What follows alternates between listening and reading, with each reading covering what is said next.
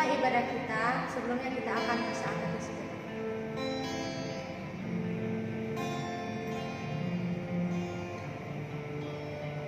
Amin. Kita akan memulai ibadah kita akan bernyanyi sebab Kau besar.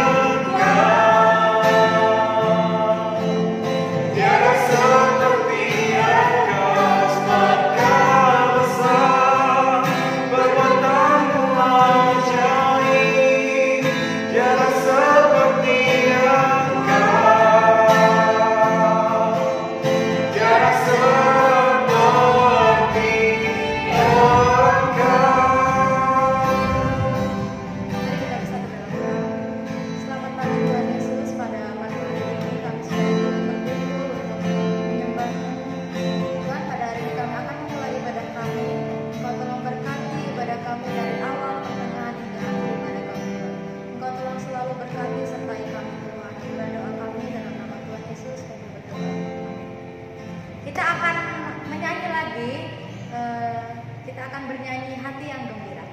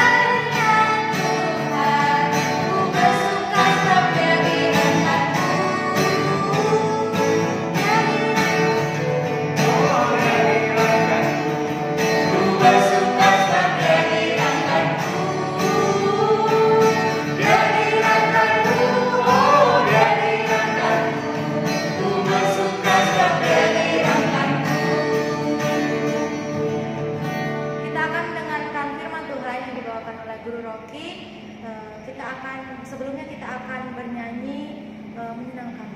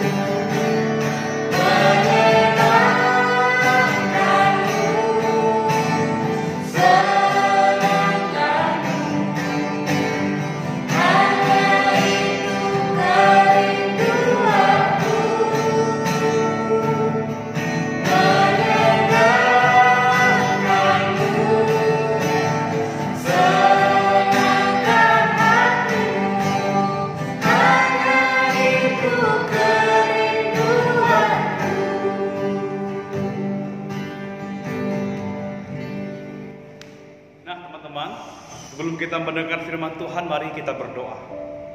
Bapa, terima kasih. Pada saat ini kami akan mendengar firman-Mu. Berfirmanlah Tuhan bagi kami semua. Di dalam nama Yesus kami berdoa, haleluya, amin. Nah teman-teman, langsung saja kita buka Alkitab kita. Firman Tuhan kita pada pagi hari ini saya ambil dari Filipi pasal yang keempat ayat yang ke-13.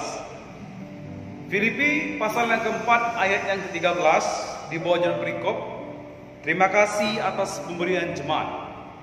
Segala perkara dapat kutanggung di dalam Dia yang memberikan kekuatan kepadaku. Sekali lagi, segala perkara dapat kutanggung di dalam Dia yang memberikan kekuatan kepadaku. Nah teman-teman, di tahun 2020 saya rasa akan menjadi tahun yang tidak mungkin kita lupakan. Mengapa? Karena kita tahu di tahun 2020 disitulah kita, masyarakat Indonesia yang pada saat ini masih terjangkit oleh pandemi virus corona. Di tahun inilah kita semua berjuang untuk menang dari virus corona ini. Tetapi di tahun 2021 teman-teman, belum selesai virus corona, muncullah virus varian baru yang kita tidak tahu apakah virus ini akan lebih ganas daripada virus corona atau virus ini lebih daripada virus corona.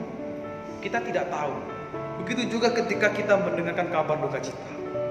Kita mendengar Indonesia pada saat ini sedang bergumul karena begitu banyak bencana alam yang terjadi. Banjir, ada bencana alam longsor, ada gempa bumi, gunung erupsi dan di mana-mana.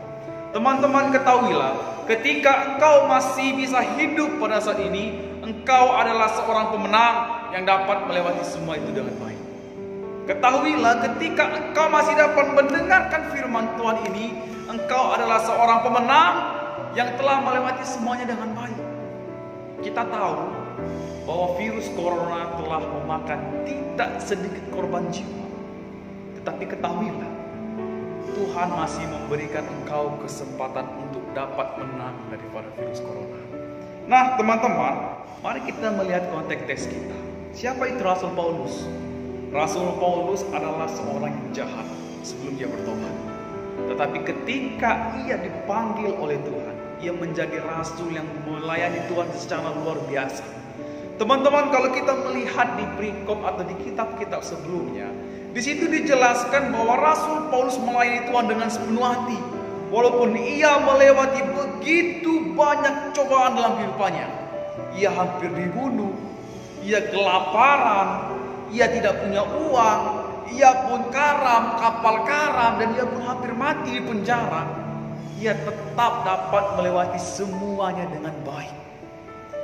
Sampai ia menuliskan di ayat yang ke-13 yang sudah kita baca tadi, bahwa segala perkara dapat ditanggungnya karena Tuhanlah yang memberikan kekuatan. Nah, teman-teman, pada saat ini kita akan belajar.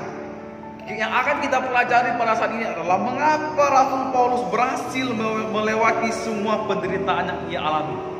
Sekali lagi, mengapa Rasul Paulus berhasil melewati semua penderitaan yang ia alami. Yang pertama adalah karena ia telah terbiasa melalui itu semua. Teman-teman, mari kita melihat di ayat yang ke-12. Di ayat yang ke-12 itu sungguh sangat menarik. Di situ dikatakan bahwa aku tahu apa itu kekurangan dan aku tahu apa itu kelimpahan. Nah teman-teman, di ayat ini Rasul Paulus mengajarkan kita bahwa ia pernah berada di posisi pada saat ia kekurangan. Ia pernah berada di bawah posisi ketika ia sedang berkelimpahan. Pada saat itu Rasul Paulus sudah terbiasa melalui itu semua. Sehingga ketika ia berada di dalam posisi kekurangan, ia dapat memposisikan dirinya dengan baik. Ketika ia sedang berada di posisi kelebihan, ia dapat memposisikan dirinya dengan baik. Nah teman-teman, ada suatu perumpamaan berikut. Teman-teman tahu burung elang. Kalau teman-teman tahu burung elang ini memiliki suatu kebiasaan yang sungguh luar biasa memberkati. Teman-teman, di umur elang, seekor elang di umur yang ke-40 tahun, ia akan diperhadapkan dengan dua pilihan. Ia akan mati atau ia akan hidup, tetapi ia harus berjuang. Mengapa ia harus berjuang? Karena di umur yang ke-40 tahun, elang kukunya sudah tidak tajam lagi, paruhnya sudah tidak bagus lagi, dan bulunya pun sudah bulu tua. Oleh karena itu elang harus mencabut bulunya sendiri. Ia harus mematahkan paruhnya ke batu dan ia harus mencabut kukunya. Suatu penderitaan yang sungguh luar biasa. Tetapi ketika ia dapat melewati semuanya itu, elang dapat bertahan 30 tahun lagi. Mengapa Rasul Paulus dapat melewati semua penderitaan yang ia alami? Yang pertama adalah karena ia sudah terbiasa melalui itu semua. Ketika ia sudah terbiasa susah, ketika ia sudah terbiasa hidup di dalam kekurangan, ketika hal-hal itu terjadi dalam kehidupannya, ia sudah dapat melewatinya dengan baik. Nah teman-teman, bagaimana dengan teman-teman pada saat ini? Mungkin pada saat ini teman-teman bergumul pada saat keadaan susah seperti ini. Bersyukurlah. Mengapa teman-teman harus bersyukur? Jawabannya adalah ketika akan ada keadaan yang susah seperti ini lagi nanti di depannya, kita tidak tahu. Ingatlah bahwa teman-teman sudah pernah menjadi seorang pemenang yang melewati keadaan susah pada waktu itu. Amin. Yang kedua, mengapa Rasul Paulus dapat melewati semua penderitaan yang ia alami dengan baik? Yang kedua adalah karena ia dimampukan oleh Tuhan. Sekali lagi, karena ia dimampukan oleh Tuhan. Kita tahu di ayat yang ke-13 Rasul Paulus dengan rendah hati ia menuliskan bahwa segala perkara dapat kutanggung di dalam Dia yang memberikan kekuatan kepadaku. Ia tidak menyombongkan dirinya.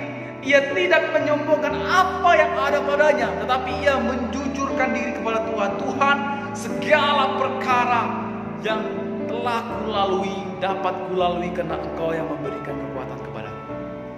Tuhanlah yang memberikan kekuatan bagi Rasul Paulus sehingga ia dapat melewati itu semua. Teman-teman, pada saat ini ketika teman-teman dapat hidup, pada saat ini mungkin teman-teman sedang melihat firman Tuhan ini. Mungkin pada saat ini teman-teman sedang berada dalam kesusahan. Ingatlah, teman-teman hidup dan bernafas pada hari ini karena Tuhan masih memberikan engkau kesempatan untuk menjadi seorang pemenang. Saya ada suatu perumpamaan yang akan menutup firman Tuhan ini. Perumpamaannya seperti ini. Ada seorang anak kecil. Seorang anak kecil ini ia takut kepada anjing. Tetapi ayahnya menyuruh ia pergi ke sawah untuk mengambil cangkul yang ditinggalkan oleh ayahnya. Karena ia begitu sayang kepada ayahnya, ia pergi. Tetapi ayahnya berpesan, ingatlah nak, ketika kamu ketemu dengan seekor anjing, tutup matamu lebih itu sampai 5. Ketika ia berjalan, ia ketemu dengan seekor anjing. Ia takut, ia mengingat pesan ayahnya, itu tutup mata, hitung sampai 5. Ia berhitung. Ketika ia buka matanya, anjing itu sudah pergi. Begitu terus. Ketika ia bertemu dengan anjing itu, tutup mata, ia berhitung, anjing sudah pergi. Sampai ia dapat mengambil cangkul dan pulang dengan selamat. Melihat hal itu, ia cerita kepada ayahnya, ayah, sungguh luar biasa sekali. Ketika saya ketemu anjing, saya berhitung 1 sampai 5, ternyata anjing sudah pergi. Saya tidak diapa-apain. Ayahnya cuma tersenyum-senyum saja. Teman-teman tahu mengapa? Karena ayahnya ada di belakang anak itu terus mengikutinya. Ketika ia menutup mata dan berhitung, ayahnya mengusir anjing-anjing itu. Sehingga ketika anak itu membuka mata, anjing itu sudah tidak ada. Teman-teman, begitu juga dengan Tuhan di dalam kehidupan kita. Tuhanlah yang membuat engkau berhasil pada saat ini. Tuhanlah yang membuat engkau hidup pada saat ini. Dan Tuhanlah yang masih membiarkan engkau dapat hidup dan melihat firman Tuhan pada saat ini. Mengapa Rasul Paulus dapat melewati semuanya? Karena Tuhanlah yang memampukannya. Teman-teman, kita semua adalah seorang pemenang. Jika teman-teman pada saat ini masih bisa hidup, teman-teman adalah seorang pemenang yang telah Tuhan izinkan menjadi seorang pemenang. Mengapa kita dapat melewati semua pergumulan pada saat ini? Ingat, karena Tuhanlah yang menjadi penolong bagi kehidupan kita. Andalkanlah Tuhan di dalam kehidupanmu dan biarkan Tuhan berkarya dalam hidupmu. Mari kita berdoa. Bapa Surgawi, terima kasih Tuhan untuk firman Tuhan ini. Kami menyerahkan firman Tuhan ini ke dalam tangan-Mu ya Tuhan. Mari kiranya Kau memberkati, mari kiranya Kau menolong. Terima kasih Tuhan, kami bersyukur kepadamu demi nama Tuhan kami Yesus. Haleluya. Amin. Loh, kenapa? Kita akan kembali memuji Tuhan sambil mengumpulkan persembahan. Kita akan bernyanyi memasuki gerbang.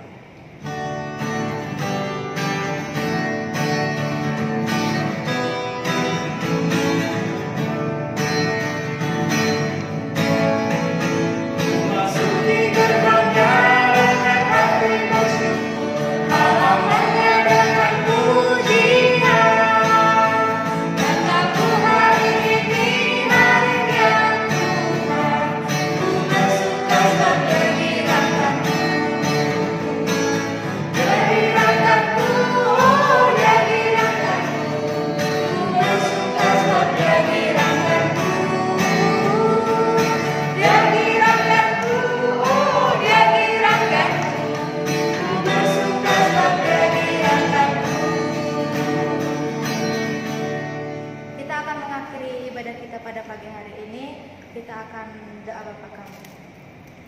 Bapa kami yang di surga, dikuduskanlah namamu, datanglah kerajaanmu, jadilah kehendak-Mu di bumi seperti di surga.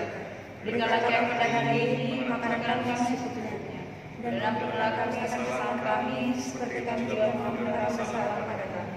Dan janganlah kami ke dalam pencobaan,